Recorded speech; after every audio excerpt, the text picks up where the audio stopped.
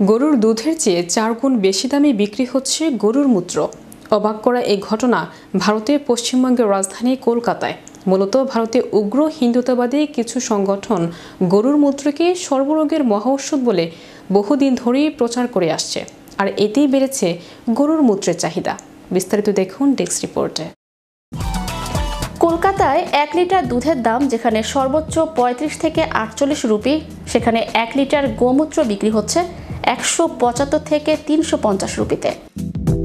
এতদিন ভারতের গুজরাট, রাজস্থান, মধ্যপ্রদেশ কিংবা উত্তরপ্রদেশের মতো রাজ্যগুলিতে এমন ঘটনা শোনা যেত।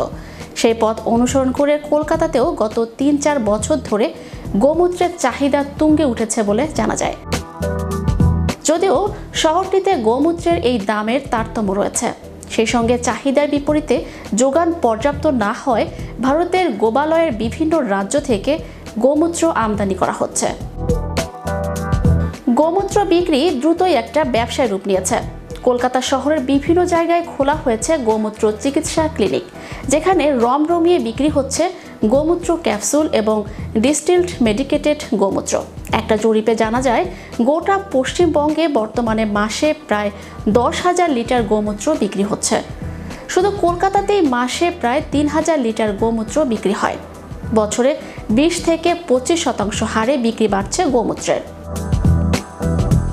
এদিকে রোগ প্রতিরোধক হিসেবে গোমূত্রকে মান্যতা দিতে নারাজ আধুনিক চিকিৎসা শাস্ত্র। এ ব্যাপারে ভারতের ন্যাশনাল মেডিকেল কলেজ ফার্মাকোলজির চিকিৎসক স্বপন জানা বলেন, গোমূত্রের চিকিৎসার গোটাটাই ভণ্ডামি। গাছগাছালি থেকে রাসায়নিক বের করে ওষুধ তৈরি হতে পারে, তার ফার্মাকো কাইনেটিক্স ও ডায়নামিক্স রয়েছে, কিন্তু গোমূত্রের এমন কিছুই নেই। অথচ কলকাতা শহরেই এর চাহিদা দেখে অন্য রাজ্যের নামী গোশালা থেকে গোমূত্র আনিয়ে ব্যবসা করছেন একাধিক এজেন্ট। তাদেরই অন্যতম ললিত আগরওয়াল বলেন, গত কয়েক বছরে এখানে গোমূত্রের চাহিদা 5 গুণ বেড়েছে।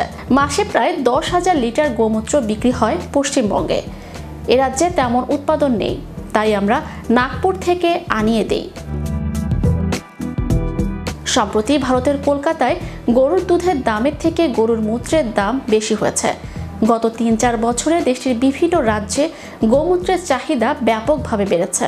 দেশটির ব্যবসায়ী মহল জানায়, গুজরাট, রাজস্থান, মধ্যপ্রদেশ, উত্তরপ্রদেশের মতো রাজ্যের পথ অনুসরণ করে পশ্চিমবঙ্গ তথা কলকাতায় গত 3-4 বছরে তুঙ্গে উঠেছে গোমূত্রের বিক্রি।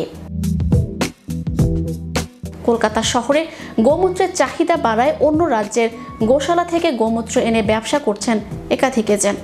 এদিকে কলকাতায় সমাজতত্ত্বের শিক্ষক অভিজিৎ মিত্র বলেছেন, পশ্চিমবঙ্গের মানুষ ভিন্ন সংস্কৃতি গ্রহণে একটু বেশি এগিয়ে। এ রাজ্যে এখন গণেশ পূজা, ধনতেরাস, বিয়েতে মেহেদির ধুম, তেমনভাবেই চলে এসেছে গোমূত্র। ক্রমবর্ধমান হিন্দি বলয়ের মানুষের সংখ্যা বৃদ্ধির প্রভাবও এর পিছনে রয়েছে। চ্যানেল ইউরোপ বিনোদন ডেস্ক।